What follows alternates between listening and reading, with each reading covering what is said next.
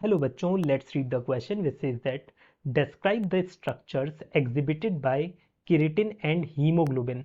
हमें डिस्क्राइब करना है कि कैसा स्ट्रक्चर केराटिन और हीमोग्लोबिन का होता है। Here the key concept for this question is structure of proteins. Structure of proteins. सबसे पहले हम बात कर लेते हैं केराटिन प्रोटीन की।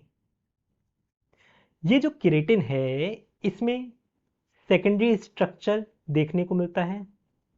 सेकेंडरी स्ट्रक्चर, और यहां पर अगर आप सेकेंडरी स्ट्रक्चर को देखेंगे तो इसके अंदर आप लोगों को अल्फा हेलिक्स देखने को मिलेगा। अल्फा हेलिक्स इसका इस तरीके से स्ट्रक्चर होता है।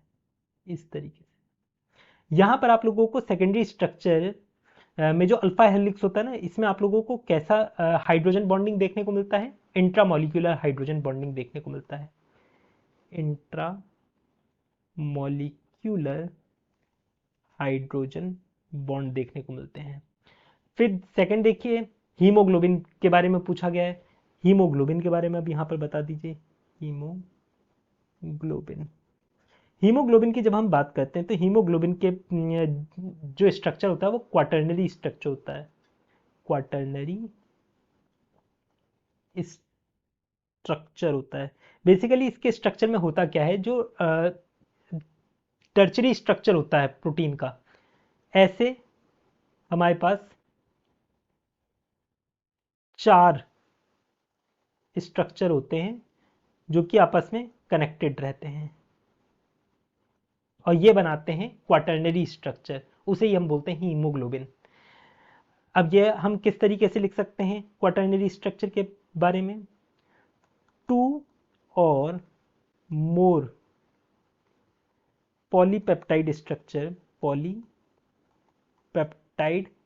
Structure of 3D conformation.